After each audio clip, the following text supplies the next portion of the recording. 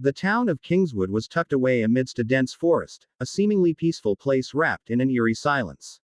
The trees, towering and ancient, whispered secrets of long-forgotten times, while the small community within this quiet town clung to outdated traditions and an unspoken hostility. Life seemed to stand still here, and even though no one openly expressed their disdain, it was felt in every glance, every silent interaction. The air was thick with division, and there was a clear line between those who belonged and those who did not. Michael Carter, a man of striking presence and undeniable talent, had once been a rising star in the world of MMA. His name had echoed across arenas, his victories celebrated for their raw power and precision. But that glory came to an abrupt halt after an accident during a fight left his opponent dead. The moment of the fatal blow haunted him, leaving him racked with guilt and remorse. His bright future, once full of promise, was shattered in an instant. Seeking solace from his past and the weight of his memories, Michael withdrew from the world and relocated to Kingswood, a town where he believed he could escape the harsh gaze of the world. He found a modest cabin at the edge of the forest, far from the town's watchful eyes. It was small, simple, and worn from years of exposure to the elements. The single room within was enough for him to retreat from the chaos of his former life. The cabin, though isolated, offered the peace Michael desperately sought. Each day, he would step out into the woods, wandering amongst the towering pine trees. The forest provided a sense of freedom, a fleeting escape from the suffocating silence of Kingswood. But even within the depths of the forest, Michael could not completely evade the invisible weight of the town. It followed him wherever he went, a reminder that no matter how far he distanced himself, he would always be an outsider. The people of Kingswood never made him feel welcome. From the moment he first set foot in the town, Michael sensed the disdain in their eyes. It was unspoken, but it was there. The subtle glances, the turned backs, the cool greetings, it was as though his very presence was a disruption to the fragile peace the townspeople had constructed. He tried to live quietly, blending in as best as he could. He went to the small shops near the outskirts of town, purchasing only the necessities, speaking only when necessary, and leaving as quickly as possible. The more he tried to remain invisible, the more conspicuous he became. The more he tried to avoid notice, the more he found himself the subject of it. In Kingswood, being different was not tolerated. Michael was a black man living in a predominantly white town, and in a place where any difference was seen as a threat, his presence was an affront to the established order. The town was not merely cold to him, it was oppressive. The constant stares, the hushed whispers, and the deliberate actions that placed obstacles in his path all signaled the same message: he didn't belong here. But it wasn't just the townspeople who made him feel like an outsider. Two men, in particular, embodied the deep-rooted prejudice that permeated Kingswood. Detective Frank Holloway and his deputy, Rick Walters, were the enforcers of an unspoken rule. They were the ones who kept the system of discrimination intact. Holloway was a man whose presence alone commanded attention. Tall and imposing, he exuded an air of authority and control that bordered on cruelty. His demeanor was cold, and his eyes could freeze a person in place. But Holloway's real power lay not in his ability to enforce the law, but in his manipulation of fear. His calm, controlled nature allowed him to instill dread without ever raising his voice. He was a man who could silence a room with a glance, his authority unquestioned by the townspeople. Holloway was the embodiment of a system that worked to keep the status quo in place, a system that protected him from accountability while he carried out the dirty work of the town's powerful elite. Walters, though less imposing in stature, was no less dangerous.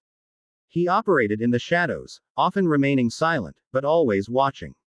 His quiet demeanor concealed a calculating mind that assessed every situation with a cold, analytical eye.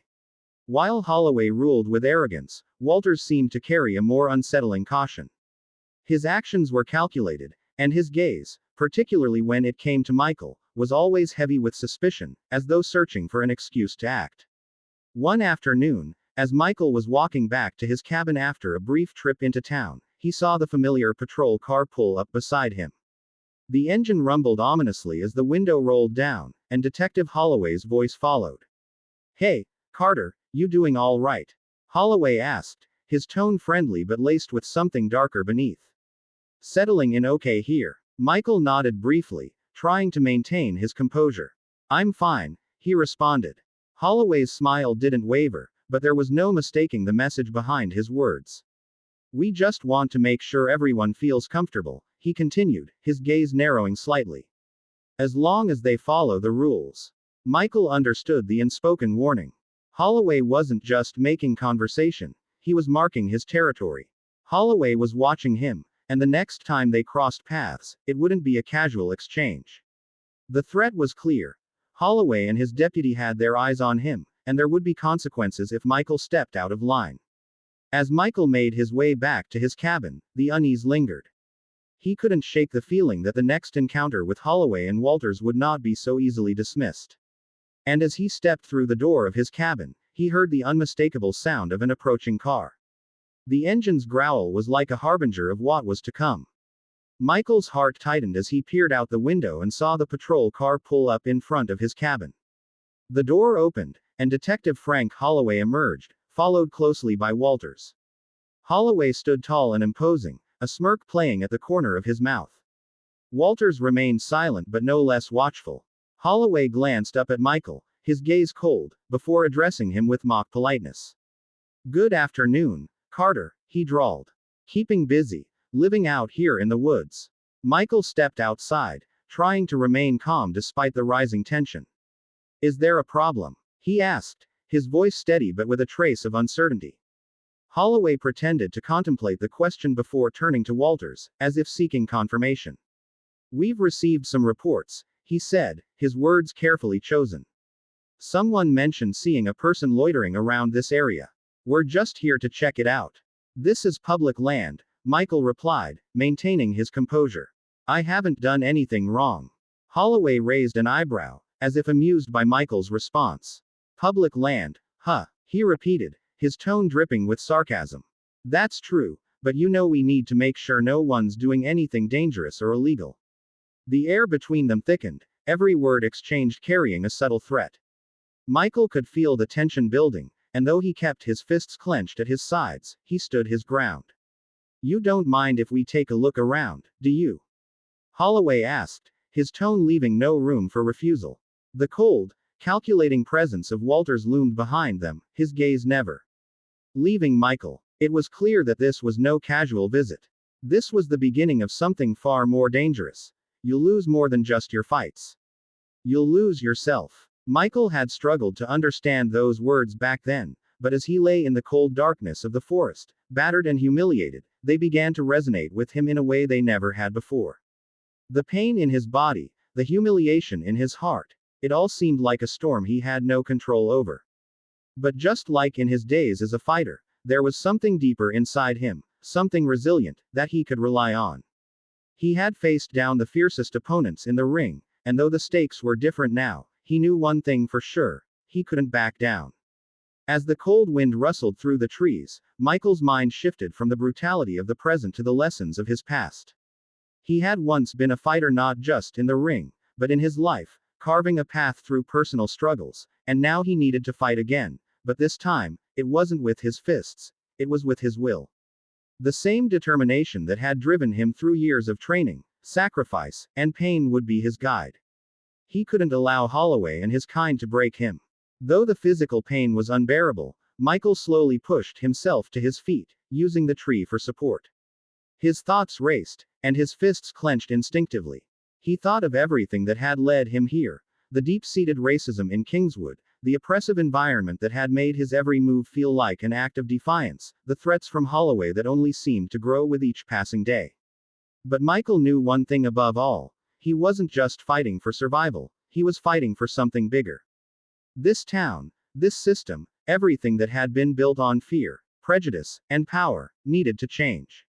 He could feel the weight of every injustice that had been silently accepted for too long. His role in this fight had never been clearer. Holloway and his allies would stop at nothing to crush anyone who threatened the status quo, but Michael wasn't someone to be crushed. Not anymore. As he walked back toward his cabin, the night seemed to press in around him, heavy with the weight of unspoken words and histories buried beneath the surface. His steps were slow but deliberate, each one carrying him closer to a truth he had been avoiding. His fight was bigger than him. He wasn't just an outsider in Kingswood, he was a symbol of everything they feared. He didn't belong in their world, and that was exactly why he had to fight. The small cabin, once a place of refuge, now felt like a battlefield, but it was also his only place of solitude, a place where he could regroup and plan his next move. Michael had known isolation in the past, but the isolation of living in Kingswood was different. It wasn't just physical distance that separated him from the town, but a deep-rooted sense of hostility that ran like a current through every interaction. He couldn't just hide in the shadows forever. The time to confront it had come.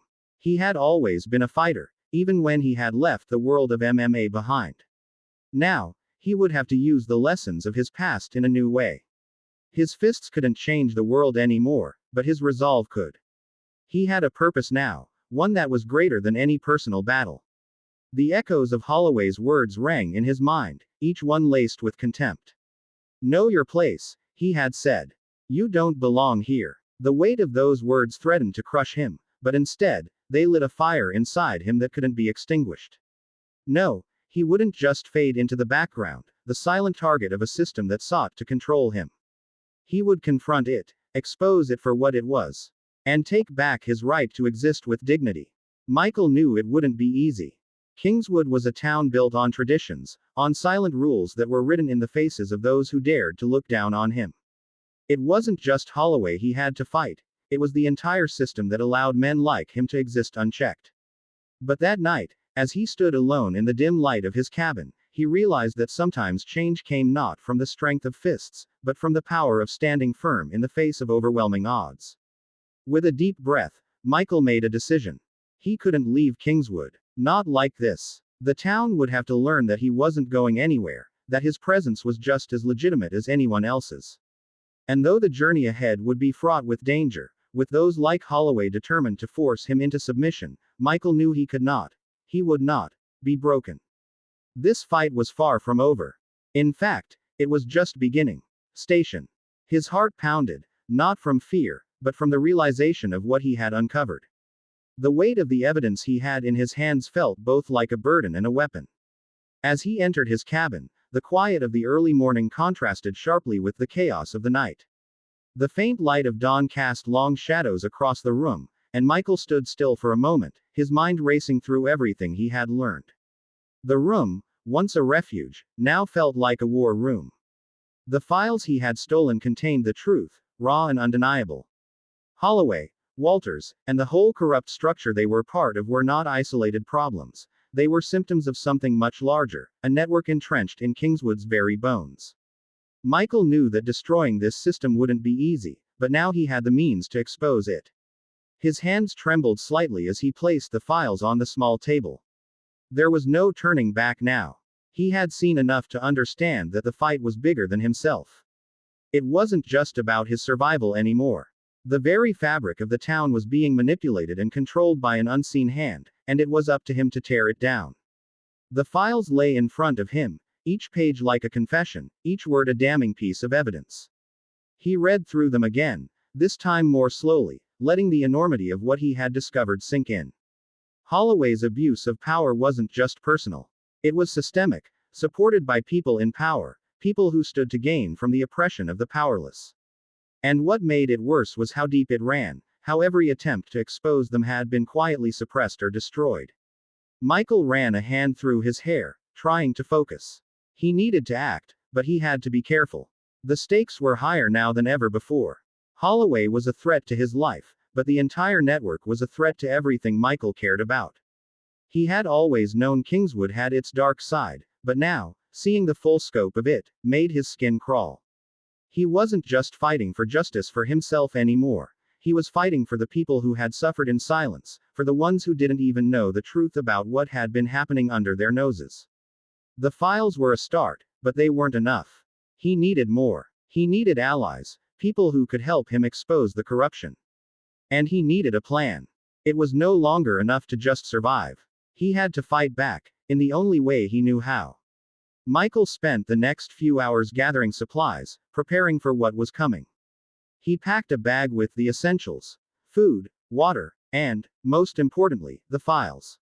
He couldn't afford to leave them behind. They were the key to everything. As he prepared to leave the cabin, he glanced around one last time, feeling a strange sense of finality.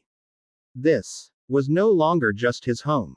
It was the place where his rebellion had started, and soon, it would be the place where the battle for Kingswood's future would unfold.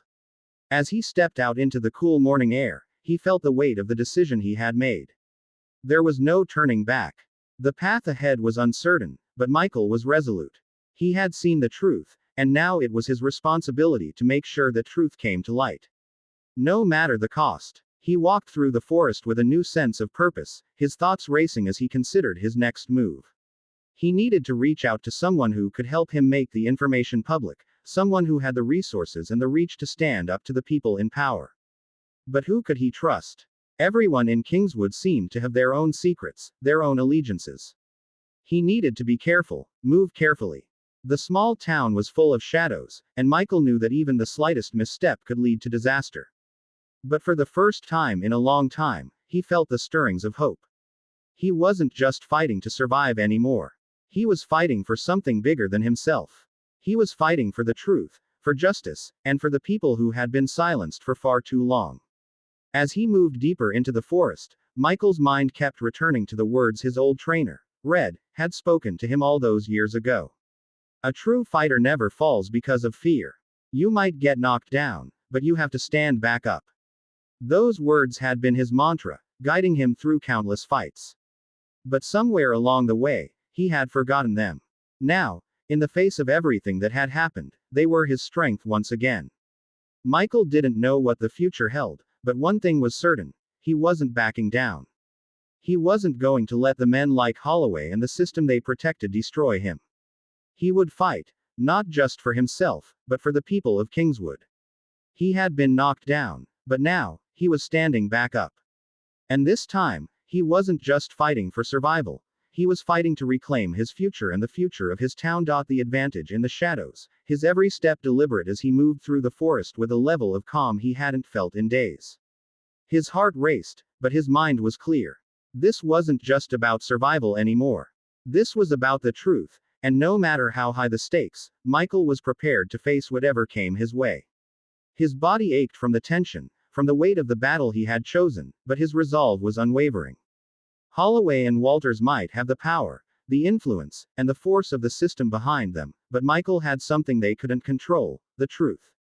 The cold wind whispered through the trees, adding to the tension of the moment. The flashes of the patrol car's lights and the sound of Holloway's voice echoed in the distance, but Michael didn't flinch. He was ready for this fight. He had trained for years in different arenas, fighting his own demons, facing opponents in the cage, and surviving the aftermath of every battle. Now, he was fighting for something much bigger. He wasn't just fighting for himself. He was fighting for the truth, for the people who had been silenced by Holloway and his corruption. He crouched low to the ground, his breathing steady as he listened for the faintest sound, waiting for the right moment. The flashlights moved erratically through the trees, the two men unaware of the predator stalking them. Michael's every move was calculated, every step taken with precision. The forest, once a sanctuary, was now his battlefield, and he knew it better than anyone. Holloway and Walters would soon realize just how much they had underestimated him. The two men grew closer, their voices echoing with frustration. Michael could hear the crunch of their footsteps on the forest floor, the faint sound of their breath, their movements becoming more frantic as they searched for him. They were getting closer, but they didn't know he was already steps ahead. He knew the forest better than they did. He had learned its rhythms, its secrets, and now, in the darkness, it was his ally. From a nearby tree, Michael watched as Holloway's towering frame and Walters's more calculated movements searched for any sign of him. The anger in Holloway's voice was palpable as he shouted for Michael to come out, but Michael remained silent, keeping himself hidden in the shadows. Every second felt like an eternity, but he stayed calm, the weight of his mission giving him focus. "He's gone," Holloway muttered angrily as he pounded his fist on a nearby tree, clearly enraged. "But he can't have gone far." The flashlight beams danced across the trees, their glow barely penetrating the thick foliage. Michael's heart raced, but he held his position, allowing them to move farther away from the cabin. They were falling into his trap, and he was ready to strike. As the two men ventured deeper into the forest, Michael made his move. With quiet, practiced steps, he maneuvered through the trees, never making a sound. He could hear their voices, their frustration growing with every step they took. Holloway was growing impatient, his voice booming through the forest. Search the perimeter. He has to be here somewhere. Michael took a deep breath, steadying himself.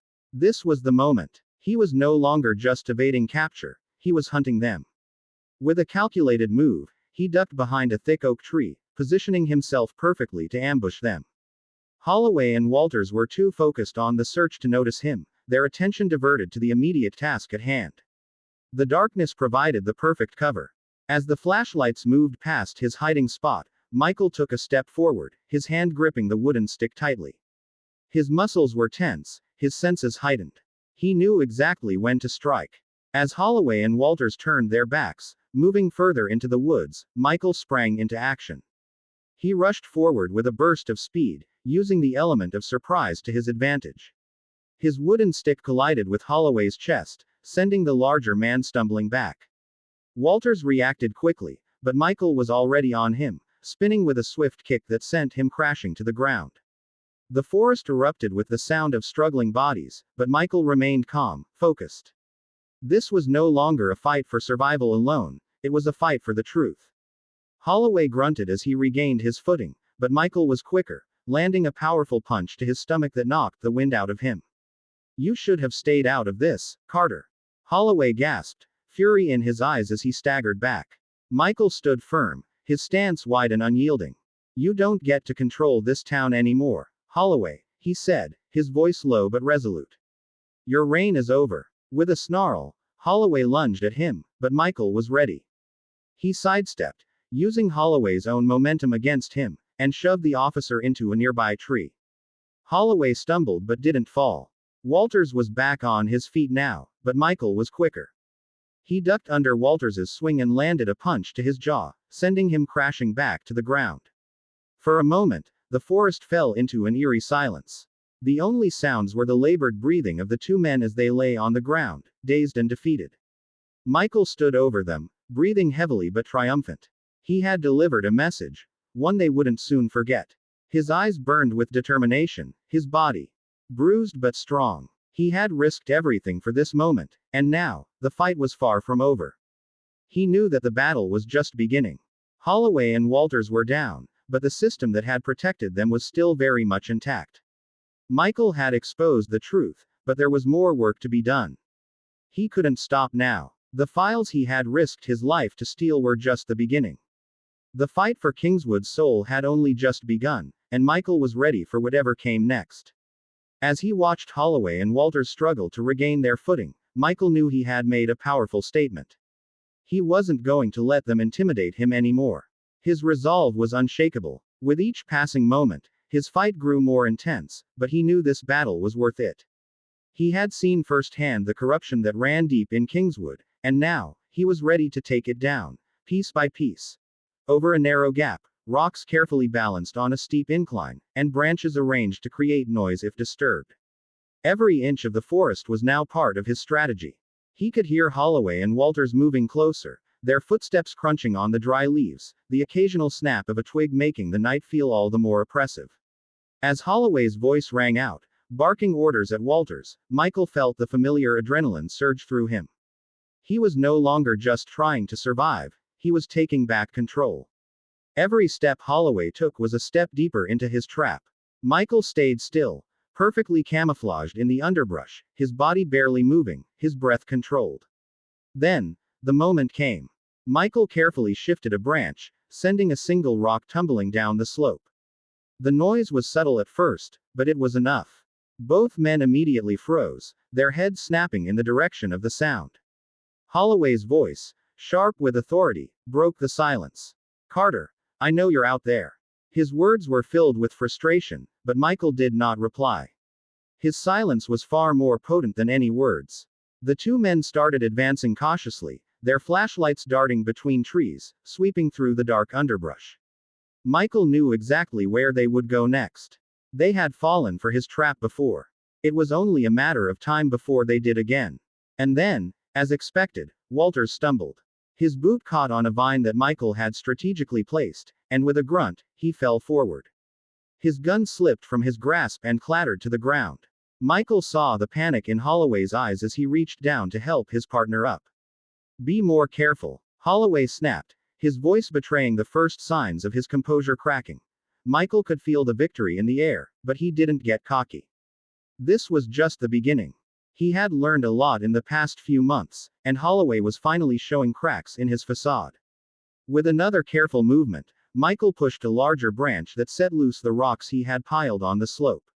They tumbled down with a thunderous noise, sending both men leaping to the sides, barely avoiding the cascade. Carter, you son of a... Holloway's voice rang out, laced with fear. This isn't over. Michael's heart was pounding, but his mind stayed calm. His silence and the confusion he had sowed had shifted the power dynamic. Holloway was no longer the predator. He was the one being toyed with, disoriented and afraid. Michael knew that the game had changed. Holloway wasn't the one in control anymore. As the two men retreated, their flashlight beams fading into the forest's depths, Michael allowed himself a moment of satisfaction.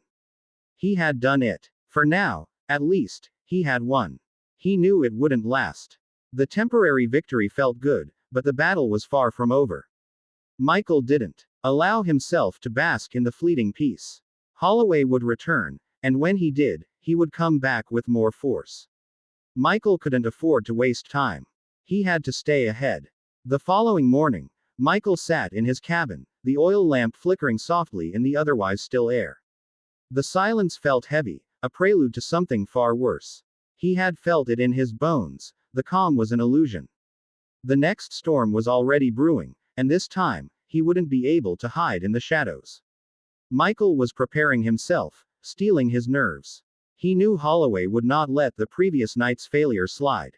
His vengeance would be swift and brutal.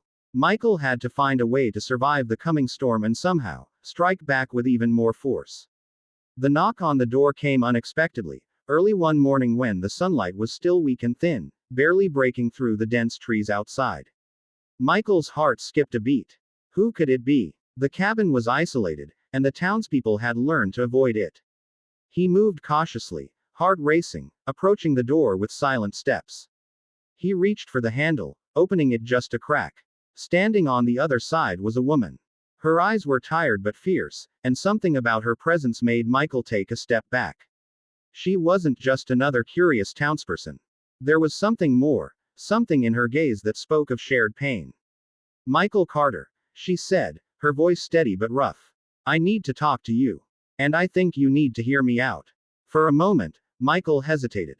He didn't know her, but there was something in the way she spoke, an unspoken understanding.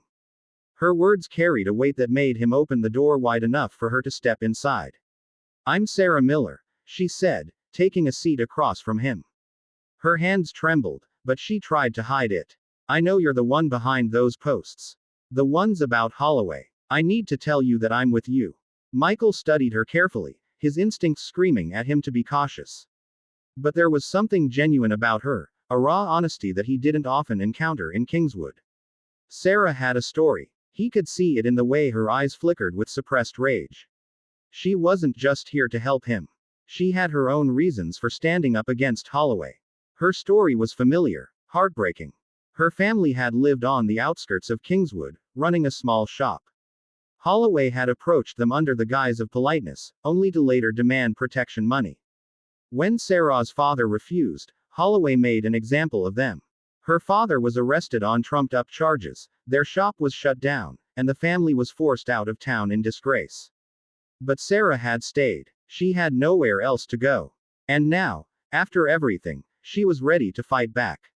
She knew things about Holloway that Michael had not yet uncovered, about his dealings, his connections, and the system that allowed him to operate with impunity.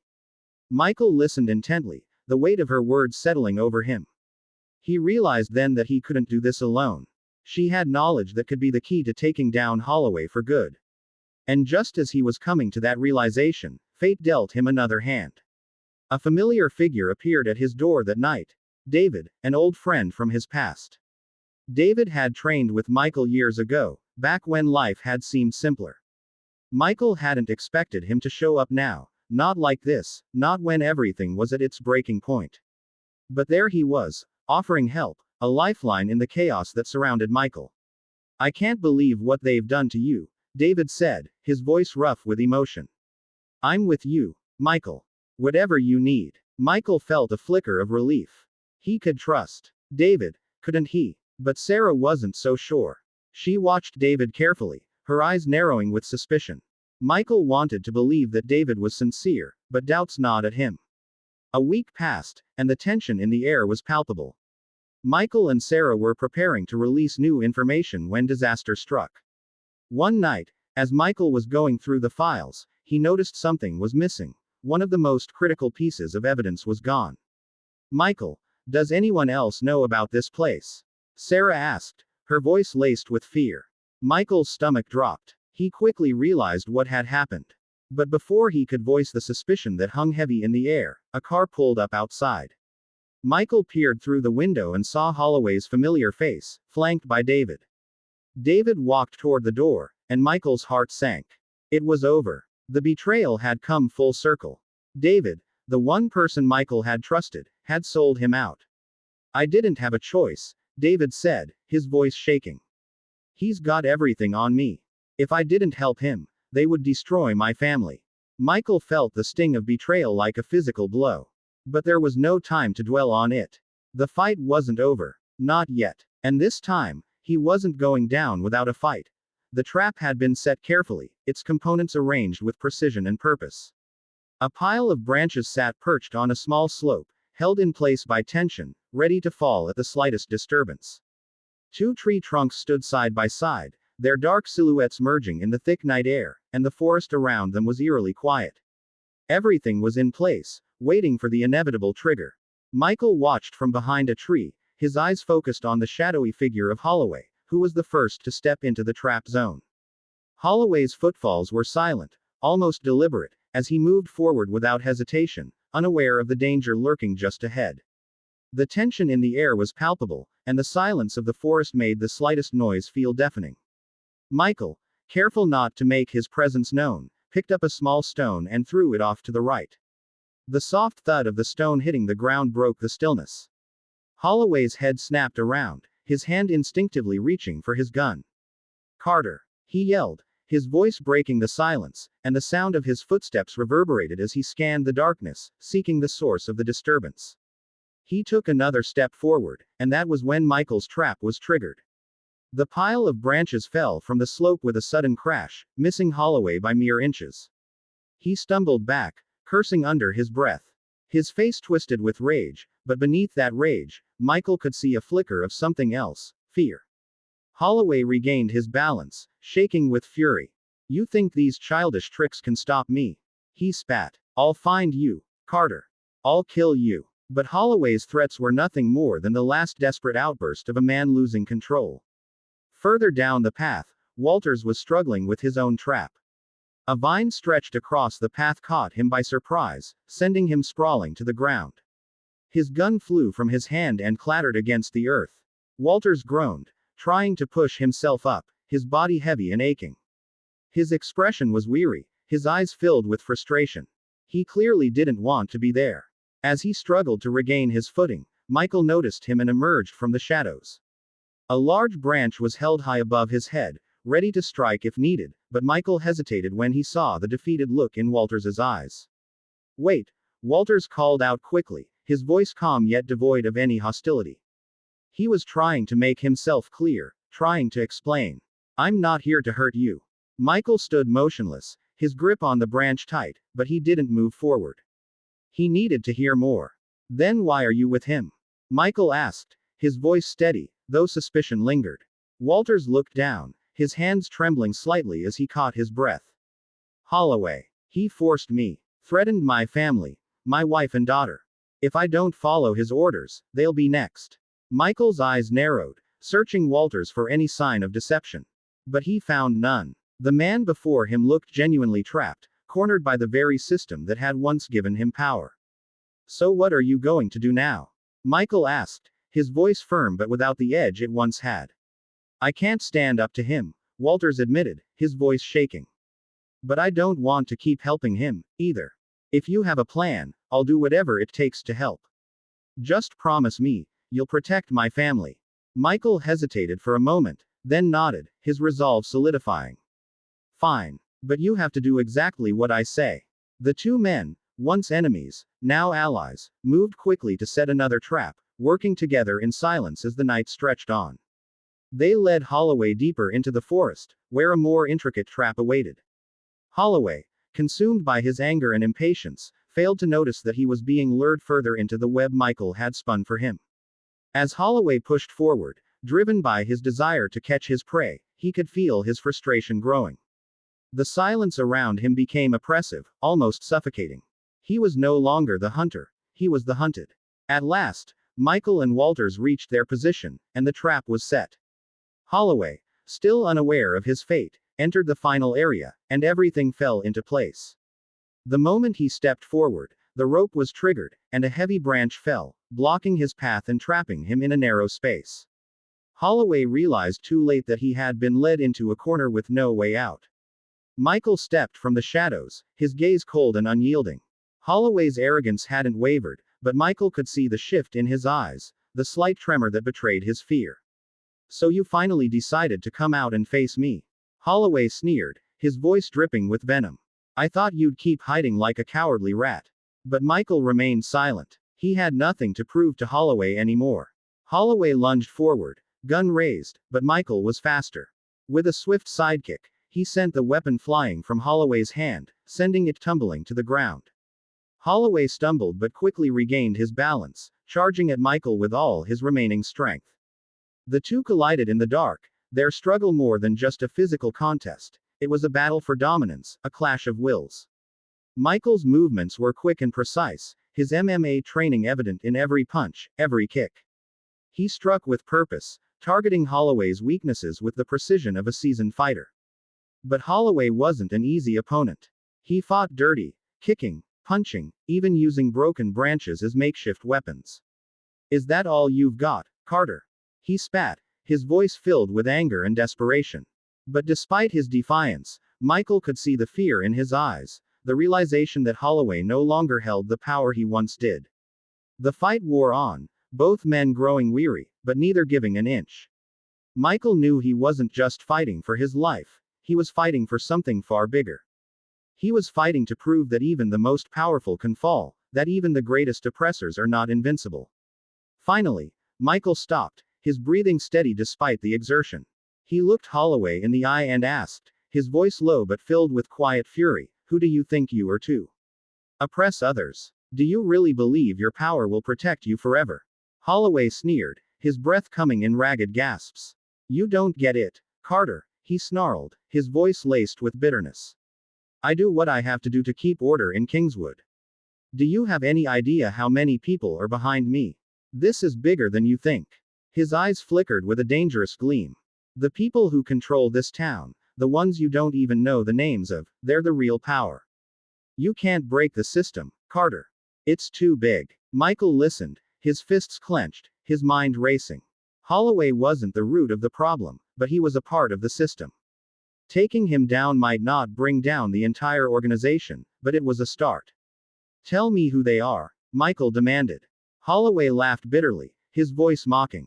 You think taking me down will change anything? The people who run this town are untouchable. You're just poking at the surface. Michael didn't respond, but his resolve hardened. The system might not fall today, but Holloway would. With one final, powerful punch, Michael sent Holloway sprawling to the ground, his breath coming in ragged gasps. Holloway lay there, battered and bruised, but his defiance never wavered. You've beaten me today, he said weakly, his voice a shadow of the arrogance it once held. But you haven't beaten Kingswood. The town's rot runs deep. Michael stood over him, unshaken. They will, he said simply, because I have the truth.